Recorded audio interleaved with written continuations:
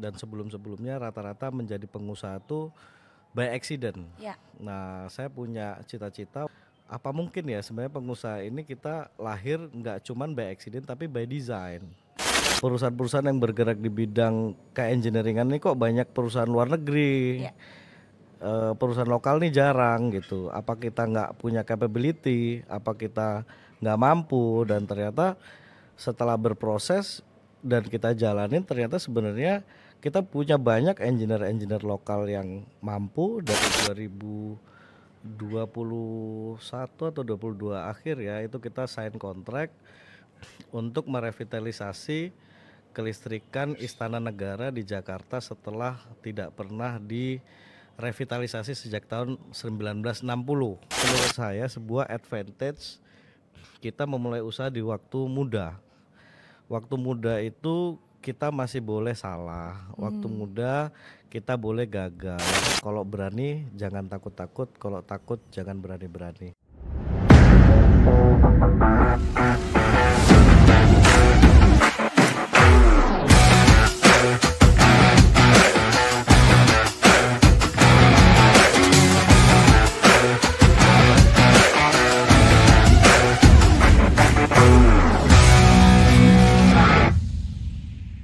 Halo, assalamualaikum warahmatullahi wabarakatuh. Wah, apa kabar nih semuanya ya? Tentunya balik lagi nih di HIPMI TV. Salam pengusaha pejuang, pejuang pengusaha. Bersama saya Sahna Bilat selaku host HIPMI Podcast, dan tentunya para HIPMI yang ada di luar sana, para anggota-anggota HIPMI. Yuk mari ceritakan pengalamanmu, promosikan bisnismu.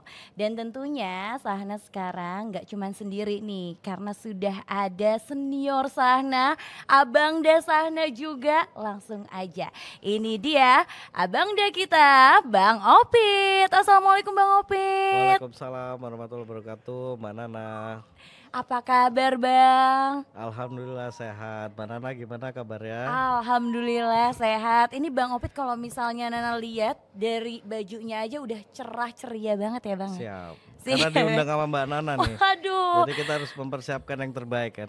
Iya ya, bener ya. Kalau gitu kita ceritakan yang terbaik juga dong tentang bisnisnya Bang Opit habis ini. Siap. Pastinya ya Bang ya. Ya. Nah Bang Opit ini ya, para HIPMI yang di luar sana, kalau misalnya kalian tahu para pengusaha-pengusaha, ini Bang Opit tuh dari tahun 2011 sudah masuk HIPMI, betul ya Bang ya? Betul sekali. Bang 2011, Sahna nih 2002, berarti Kurang jauh lebih ya Bang 9 ya? tahun ya. Iya ya, jauh Umur ya saya Bang ya? waktu itu masih 23 tahun. Oh, berarti pertama kali masuk HIPMI Usia 23. usia 23 tahun. Iya.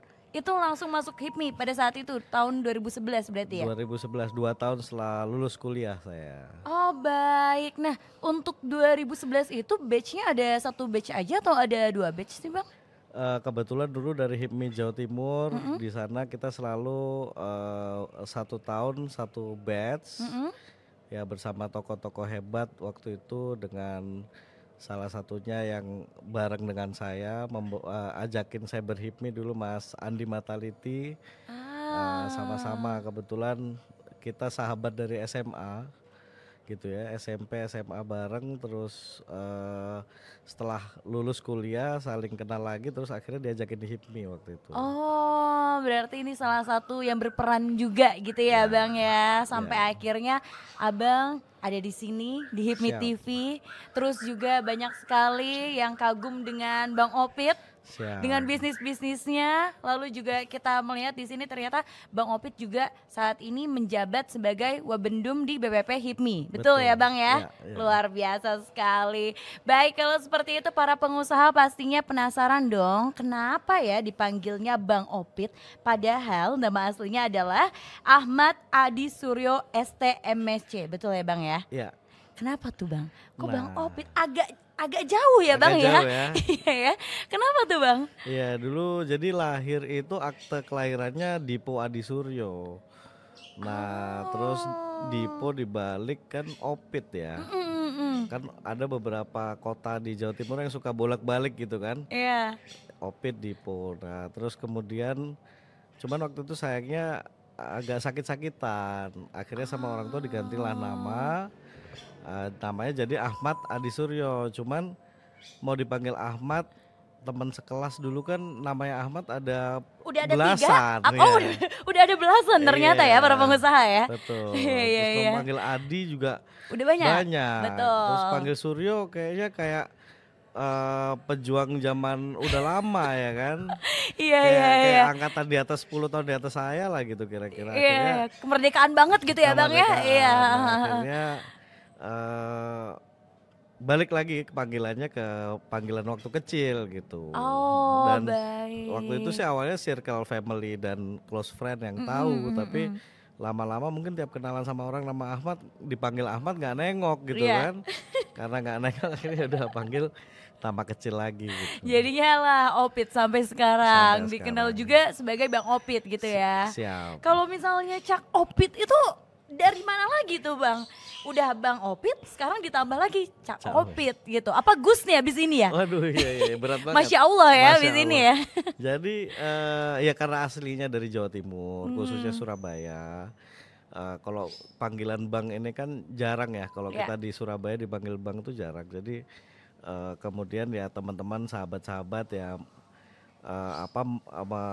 manggilnya Cak Opit gitu kira-kira. Ah baik, karena Bang Opit nih atau Cak aja kali ya, karena Cak Opit. Surabaya. Bener Cak bener. Opit nih asli wong Surabaya Asli. gitu ya. Lahir Ya. di sana berarti ya. Lahir di sana. Baik. Sorry, numpang lahir saya di Ujung Pandang dulu karena bapak lagi tugas. Oh. Karena bapak kan dulu di BUMN, Mm-mm.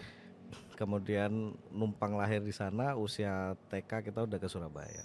Oh, Ya, baik. Tapi sekolah sampai kuliah sampai kuliah ya, di sana Surabaya dan sampai akhirnya Bang Opit ini juga melanjutkan kuliah di ITS betul ya Bang ya? di ITS betul. Lalu juga melanjutkan lagi di Nanyang Technology University.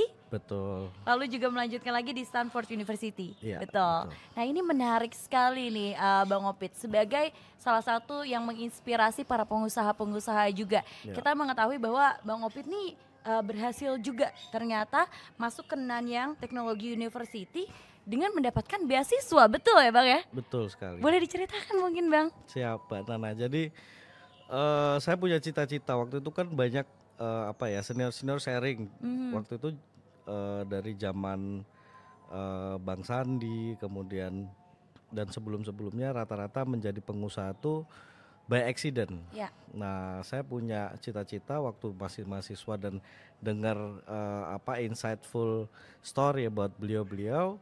Apa mungkin ya sebenarnya pengusaha ini kita lahir nggak cuman by accident tapi by design Ah. gitu. Akhirnya saya merasa perlu untuk memantaskan diri di situ. Akhirnya suka baca literatur tentang menjadi pengusaha dan juga at the same time kita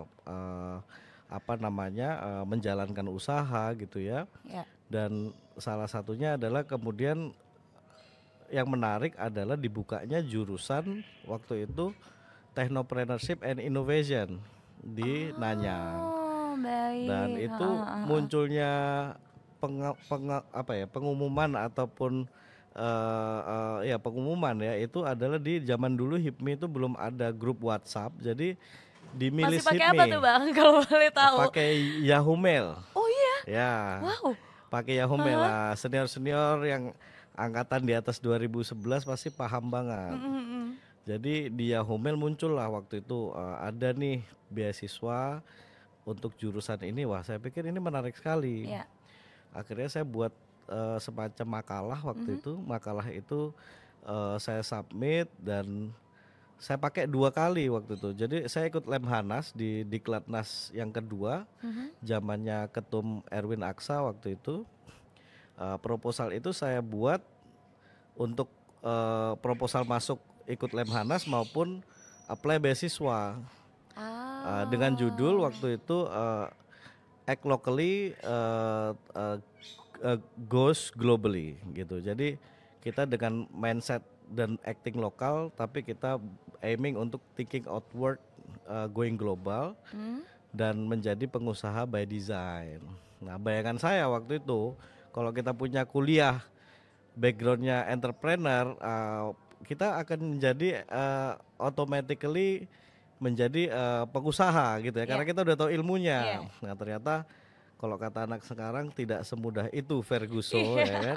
tidak semudah Jadi itu Ferguso. tahu ilmunya pun kalau kita Mhm. nggak praktek dan kerja keras juga nggak akan Terwujud gitu ya terwujud Bang gitu ya. ya, kira-kira gitu. Wah, luar biasa sekali. Berarti memang benar-benar Bang Opit ini selain memang suka teknologi juga, namun mendesain juga untuk bisa berhipmi dan Ya, menjadi pengusaha seperti itu ya Bang ya. ya, Dengan memantaskan diri, ya seperti yang tadi Abang bilang, akhirnya kuliah lah kita, pergilah kita ke Nanyang ya, gitu ya Bang betul, ya. betul. Luar biasa sekali. Dan tadi juga Bang Opit sempat bilang bahwa Bang Opit pernah juga di Lemhanas seperti itu ya Bang ya. Ya, ya, Tahun program berapa HIPMI Bang? 2011, 2011 angkatan juga? kedua HIPMI, bareng sama Oh, Mantum Okto, heeh, kemudian ada Kang Erik Hidayat, ada Bang HWN. iya.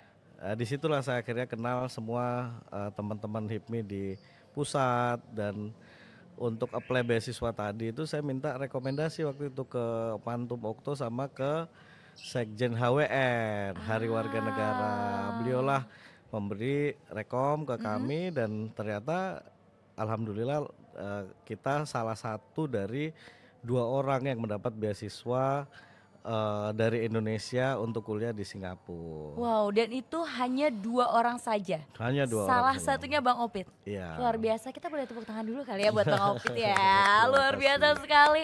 Bang Opit, ini saya juga jadi penasaran selain ketertarikan Bang Opit di dunia teknologi dan juga di dunia pendidikan ya Bang ya. Tadi Abang juga bilang bahwa Abang memang tertarik di dunia usaha. Ya, Dan ternyata background keluarga Abang itu bukan dari pengusaha seperti itu ya Bang ya. ya. Nah, kalau boleh tahu apa yang memutuskan Abang untuk ya sudah saya menjadi pengusaha dan saya berhipmi lah seperti itu. Iya, dulu mungkin yang pertama eh mungkin kemakan omongan motivator-motivator zaman dulu kali ya. Karena suka ada kalau pas kita SD dipanggil ya Bang ya. Nah, Terus habis kayak gitu suruh ini di depan anak-anak jadi pengusaha awalnya, gitu. awalnya kan gitu. Awalnya Heeh. dulu narasi pengusaha di Indonesia ini sangat kurang. Kemudian untuk negara ini bisa maju butuh pengusaha banyak. Ya. Nah, itu melatar belakangi. Dan yang kedua, dulu background keluarga juga ayah dari karyawan, beliau sempat pindah kuadran menjadi pengusaha waktu itu UMKM. Akhirnya Ah. saya punya mentor pada waktu itu waktu kuliah yang terus memotivasi gitu ya, memotivasi saya untuk jangan jadi beban negara deh, kalau cita-citanya jadi apa tuh kayak karyawan apa pegawai negeri gitu ya. Hmm. Ya jadi beban nih, kesannya kayak begitu. Akhirnya it will be even more delightful if you can create even many apa jobs, Mhm. so you can become the employer. Ya, Nah dari narasi itu saya pikir benar juga ya, kalau banyak orang yang berpikir seperti itu, rasanya bangsa ini akan maju. ya, betul. Nah cuman memang ya namanya anak muda idealis waktu itu ya kita jalanin apa yang kita bisa lah gitu Ya. ya. Kita jalanin apa yang kita bisa, nggak mikir panjang, nggak ngerti resiko.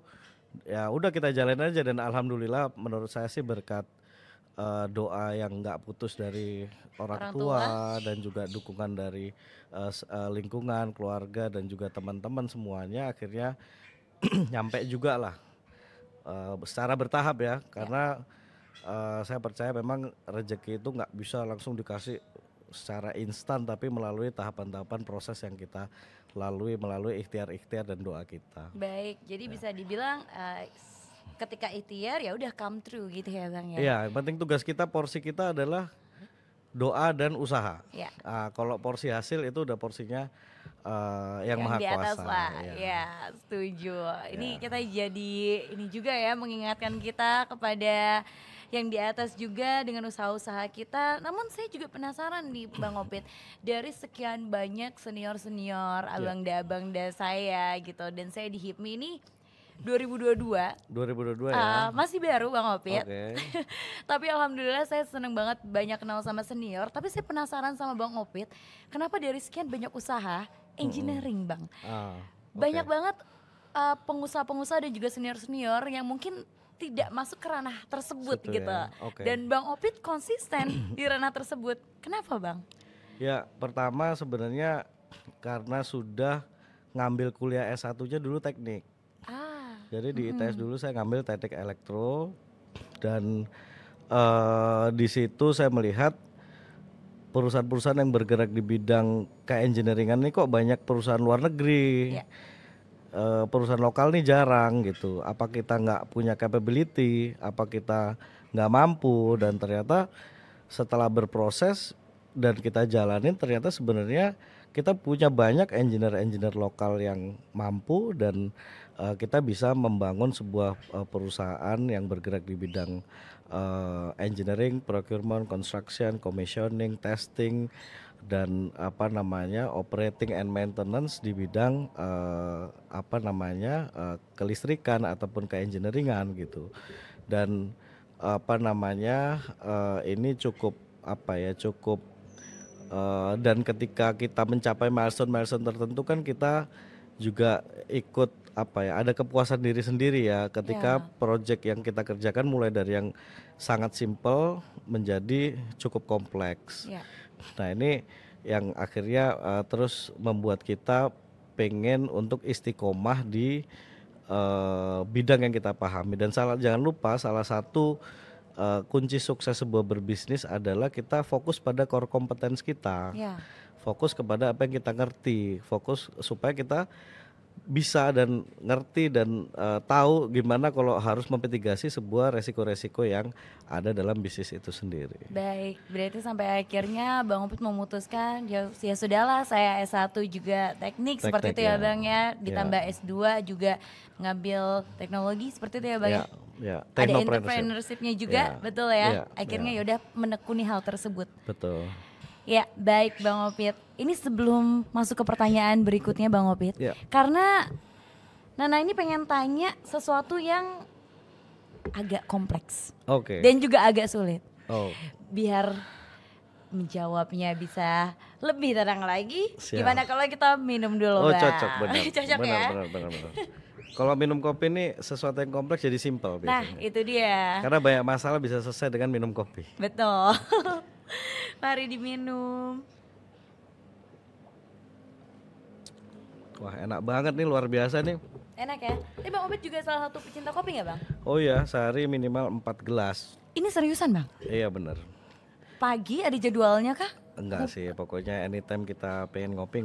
Tapi saya hitung in average 4-5 gelas ya Per hari? per hari. Makanya kita harus agak kurangin yang sweet. Tapi ya kopi hitam aja biar kalorinya nggak banyak. Oh iya, luar biasa. Berarti nggak salah dong ya kita menyediakan kopi nih. Nah ini mantap Udah paling sekali mantap kopi ya. Tempatnya udah sangat representatif nih juga.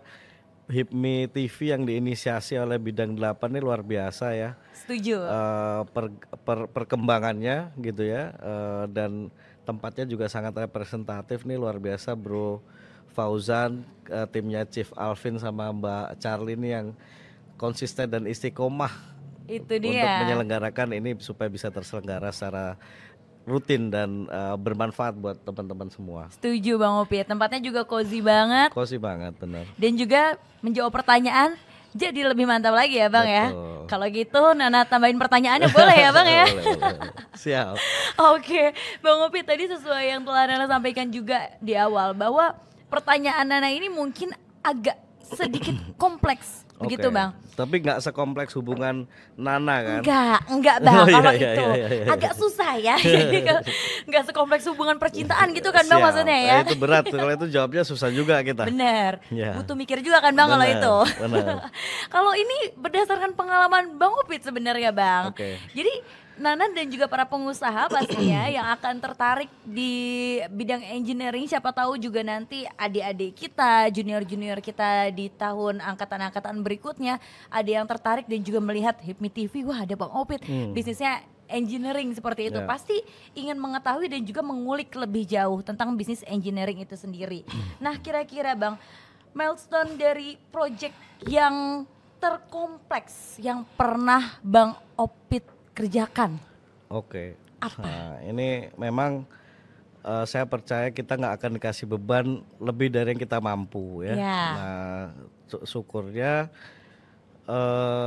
pada selama pandemi itu justru tantangan selain pandemi itu sendiri, kita dapat tantangan beberapa proyek yang cukup kompleks gitu ya. Yang pertama adalah kita pernah dapat kepercayaan untuk memanufacturing dan mensuplai dan memasang meter listrik dengan teknologi terbaru. Jadi waktu itu ada 55.000 unit meter listrik di Jawa Timur maupun di DKI. Nah, itu juga hal baru tuh karena kita sebelumnya belum pernah ngurusin meter. Berarti first time ya Bang ya, bisa First dibilang. time dan langsung size-nya cukup besar. Cukup besar, betul. Nah, itu satu hal. Dan yang kedua pada 2021 atau 22 akhir ya, itu kita sign kontrak untuk merevitalisasi kelistrikan Istana Negara di Jakarta setelah tidak pernah direvitalisasi sejak tahun 1960. Wow. Jadi kita dipercaya pada waktu itu oleh salah satu BUMN untuk merevitalisasi listrik yang ada di Istana Negara, yang kemudian pada tahun 2023 Agustus diresmikan oleh Pak Mensesnek, dan itu menjadi kado ulang tahun Republik Indonesia pada tahun 2023 kemarin. Luar biasa sekali. Nah, di situ kompleksitasnya ya tentunya nggak hanya dari sisi teknis, karena memang itu sebuah instalasi listrik yang terkompleks dan teraman, karena nggak mungkin bisa padam, nggak mungkin bisa kedip sekalipun dibangun dengan kompleksitas yang tinggi sehingga dari luar nggak kelihatan kalau ini, nggak boleh kelihatan kalau ini instalasi listrik gitu ya. Jadi harus kita bangun underground facility puluhan meter ke dalam tanah,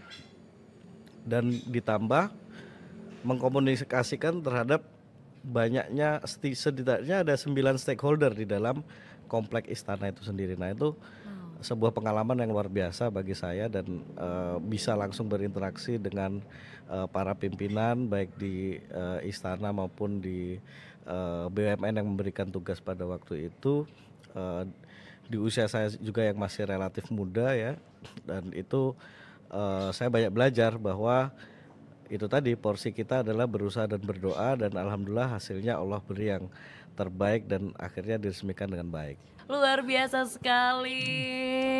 Wah, Bang Opit, Nana dari tadi mendengarkan cerita dari Bang Opit terkait dengan kompleksitas dari pekerjaannya Bang Opit. Ini Nana saja sampai tercengang loh. Ya. Karena memang betul, ternyata usaha tidak membohongi hasil, seperti itu ya Bang Opit ya. Dengan konsistennya Bang Opit, lalu juga sampai di titik ini dengan proyek-proyek yang telah diselesaikan dengan baik, sampailah Bang Opit sampai sekarang, begitu ya Bang Opit ya. Alhamdulillah. Luar biasa sekali. Bang Opit, jika kita mendengar bisnis engineering juga pastinya para pengusaha nih ingin mengetahui juga jatuh bangunnya Bang Opit. Ya. Pernah nggak Bang Opit ada sampai di titik terendah Bang Opit dalam berbisnis? Nah, itu yang kadang-kadang kalau saya tarik mundur ya, ada beberapa momen yang saya pikir momen yang tidak mudah, apalagi dengan masih muda ngambil resiko berbisnis. Itu kan, bisnis itu kan risk and return. Di mana ada return, di situ ada resiko gitu. Dan memang kalau kita tarik mundur, kalau saya ingat-ingat seberapa nekatnya saya dulu, kalau saya bayangkan saya suruh ngulangin lagi, mungkin nggak berani juga saya, Mbak Nana. Dengan knowledge yang saya punya sekarang ya, dulu berani karena mungkin nggak ngerti. Modal nekat Bang. Modal nekat dan kayak anak bayi yang ya udah jalan lari aja gitu ya, karena emang nggak ngerti ada resiko di situ. Tapi dengan sekarang ngerti itu juga agak-agak wow, kok dulu berani ya. Tapi kalau suruh urangin lagi, mikir-mikir juga gitu. Makanya itulah menurut saya sebuah advantage kita memulai usaha di waktu muda. Waktu muda itu kita masih boleh salah. Waktu muda kita boleh gagal. Waktu muda kita boleh tidak achieve something, wong namanya memang masih belajar. Tapi memang juga kita sebenarnya nggak boleh all in ya. Artinya resiko itu juga harus tetap calculated risk atau resiko yang terukur gitu. Waktu itu karena mungkin masih muda, terus istilahnya tanggungan juga nggak ada ya, kita berani all in the nekat gitu. Ya. Tapi kalau dipikir-pikir itu juga mungkin menjadi blocking factor kalau orang mulai usaha di usia udah 50-an gitu, mungkin banyak nggak beraninya daripada beraninya gitu. Dan momen-momen yang paling tidak mudah ya saya pikir semuanya adalah bagian dari proses ya, yang emang nggak bisa dilompati tapi harus dijalani. Standar lah ya menurut saya untuk ya namanya kita pengusaha, ya nyari projectnya, begitu dapat project kita mikir gimana mengeksekusinya. Nggak selesai sampai situ, mengeksekusi juga gimana supaya kita juga dibayar, supaya cash flow kita bagus. Mau nyari project lebih gede lagi, kita nego sama bank gimana plafon kita juga dinaikin. Ya alhamdulillah kita kurang lebih sudah belasan tahun berusaha. Kita disupport oleh supplier maupun bank maupun customer. Ini nggak lepas dari integritas yang kita punya dan kinerja yang kita bangun selama ini. Setuju Bang. Ya. Ada nggak sih Bang role model Abang dalam berbisnis? Oke. Memang nggak banyak ya. Ada beberapa. Kalau dulu mentor saya ada nama almarhum namanya Muhammad Najik. Beliau adalah yang terus memotivasi saya dari zaman SMA sampai akhirnya saya nyemplung jadi pengusaha. Terus saya juga sangat kagum dengan Pak Dahlan Iskan yang beliau pengusaha dari Surabaya juga yang menasional dan juga sempat mengisi beberapa jabatan yang penting di Republik ini. Dan waktu saya kuliah saya lihat senior HIPMI kita Mas Sandi Uno. Ya Mas Sandi Uno bisa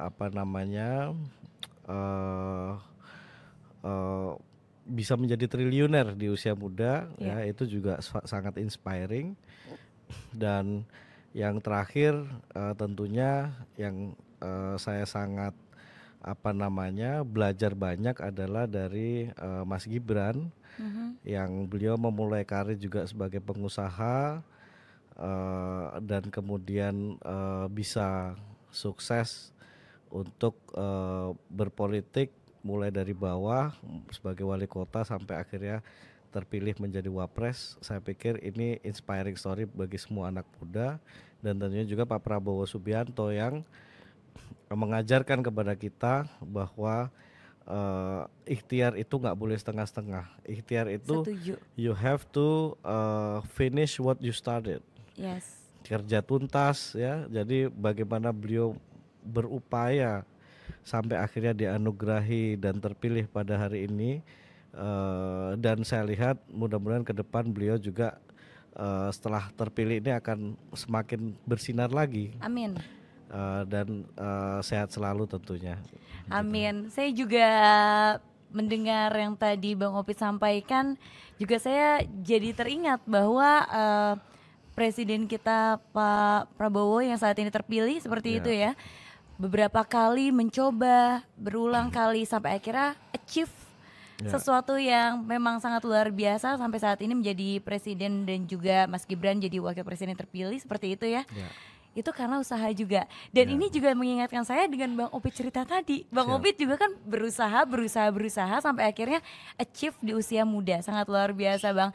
Dan ngomong-ngomong soal politik, ini kan kita sudah ngobrol terkait dengan presiden kita, wapres kita, dan juga menteri kita yang memang notabene merupakan alumni HIPMI. Begitu ya Bang ya? Ini kan politik Bang. Apakah dari Jawa Timur Abang akan ada maju di politik Jawa Timur, atau mungkin bahkan di Jakarta Oke. Kepikiran nggak Bang? Sempat kepikiran nggak bahwa kayak senior-senior kita aja kan banyak nih berhipmi, pengusaha, sukses, alhamdulillah. Memang beliau-beliau ini menjadi seorang politikus Ya, dan juga berhasil gitu. ya. Apakah Bang Opit juga ada kepikiran? Oke. Terima kasih Mbak Nana. Jadi ini memang pertanyaan yang tidak mudah ya, karena saya percaya kita harus menguasai sebuah skill set tertentu itu at least butuh 10 tahun. Dan nggak ada lompatan-lompatan yang atau bypass yang kita bisa lakukan. Saya juga merasakan berbisnis baru menikmati hasilnya at least setelah 10 tahun berbisnis gitu. Dan di politik ini saya relatif baru, tapi saya sangat bersyukur saya dikelilingi oleh orang-orang yang hebat yang saya bisa belajar banyak dari beliau. Ada Bang Bahlil Lahadalia selaku Ketua Dewan Pembina Repnas, yang mana kemarin saya juga diamanahi menjadi Wakil Ketua di DPP Repnas Indonesia Maju.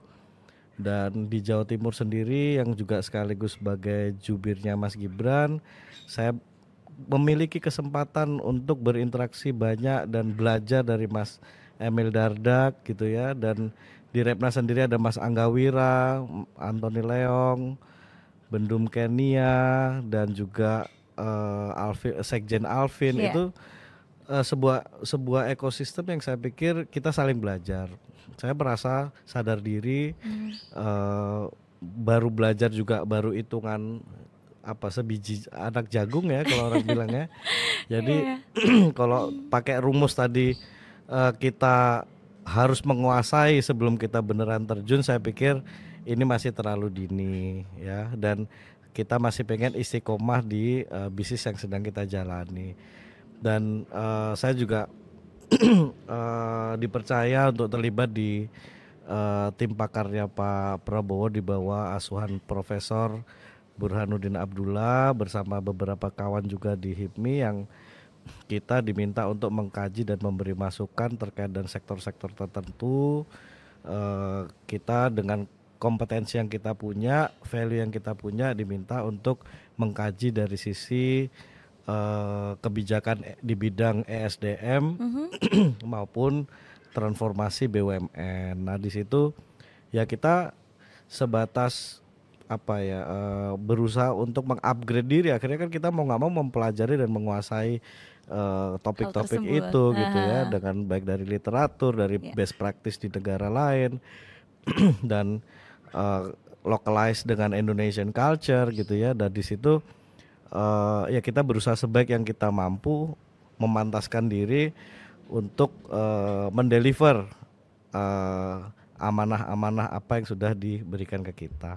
Baik, luar biasa. Bang Opit, tapi Nana dukung loh kalau misalnya Bang Opit mau maju nih. Oh, siap. Siapa tahu di Jawa Timur gitu kan, sama sahabatnya Bang Opit, Kang Emil Dardak ya. Oke. Sahabatan kan ya Bang ya?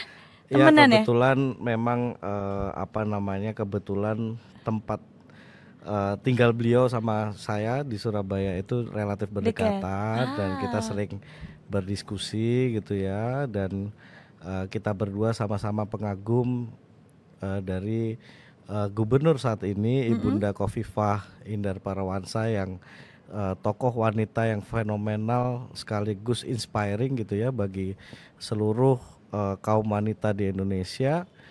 Dan tentunya kita sama-sama berikhtiar untuk kembali mensupport Bu Khofifah di Jawa Timur. Luar biasa. Pokoknya Nana kalau misalnya di-calling sama Abang Da kita nih, Nana siap bantuin kita maju Jawa Timur? Gas Bang, gitu ya Bang. Waduh, itu masih panjang. Amin masih gitu panjang. Bang, Ya, amin ya. ya. Pokoknya Nana support terus. Apalagi tadi Bang Opit juga bilang bahwa Bang Opit ini kan juga aktif di TKN ya Bang ya. Di TKN-nya 02 sebagai pakar juga. Tadi Bang Opit juga telah menyebutkan di ESDM betul ya Bang ya? ESDM dan transformasi BUMN. Nah itu dia, kegiatan terdekatnya apa Bang? Sebenarnya cukup banyak dan cukup intens. Hampir setiap hari kita berdiskusi dan tokoh-tokoh, dan saya banyak belajar dari senior-senior yang ada di sana. Ya seperti hari ini tadi kita menerima dan bersilaturahmi dengan Menteri salah satu tokoh yang berkali-kali menjabat sebagai menteri, Pak Sofyan Djalil. Ya. Beliau sekarang di Indonesian Business Community dan kita berdiskusi banyak hal dan saya pikir ini kesempatan yang langka ya. Saya sebagai anak muda tentunya sangat senang punya kesempatan untuk belajar dari senior-senior apalagi yang sudah pernah menjabat gitu ya. Karena kita dapat nggak cuman ilmu tapi juga wisdom dari beliau-beliau.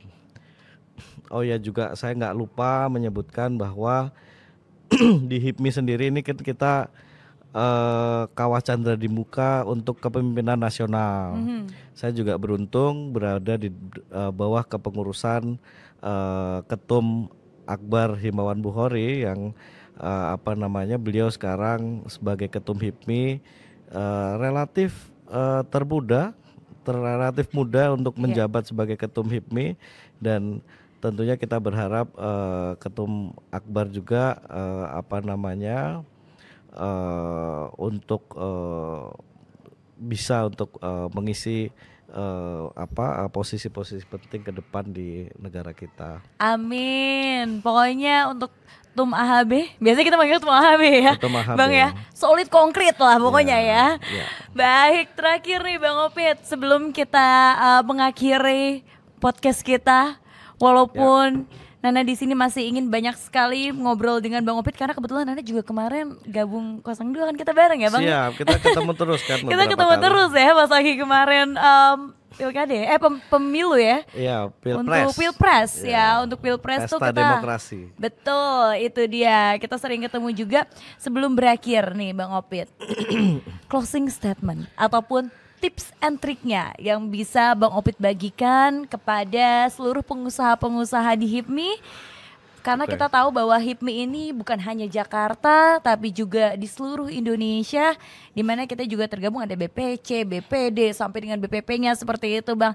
Kira-kira closing statement ataupun tips and trik apa yang ingin Abang sampaikan? Silahkan. Baik, untuk terutama adik-adik yang baru berHIPMI, saya pikir HIPMI ini merupakan tadi saya sampaikan Kawah Chandra di Muka kepemimpinan baik di daerah maupun di nasional.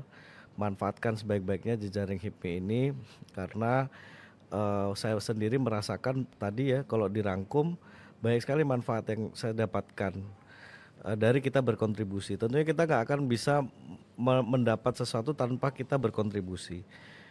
Kita berkontribusi dalam kegiatan baik itu waktu, tenaga, pikiran maupun sesekali kita chip in secara materi gitu ya, itu akan membuat orang melihat siapa kita dan pada gilirannya kita juga akan meraih manfaat dari situ.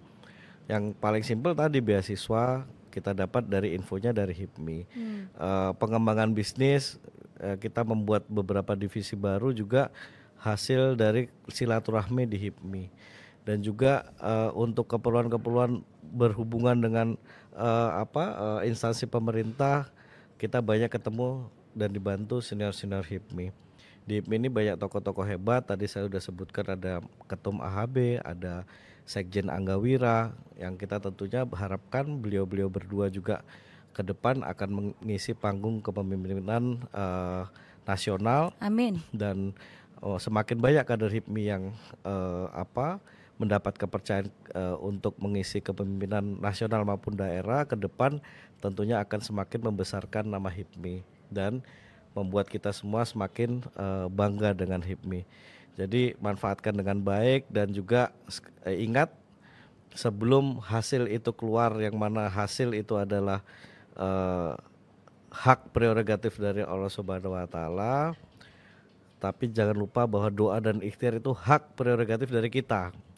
Nah, makanya segala sesuatu itu harus diupayakan dan direbut dan diraih dengan sungguh-sungguh, nggak bisa nanggung-nanggung. Ya, kalau kita bilang dulu kalimat dari mentor saya, salah satunya adalah kalau berani jangan takut-takut, kalau takut jangan berani-berani. Ya, sekali lagi semoga bermanfaat Mbak Nana ya. Pertemuan kita pada sore ini yang relatif singkat tapi mudah-mudahan manfaatnya bisa dirasakan oleh semua sahabat HIPMIers se-Indonesia Raya.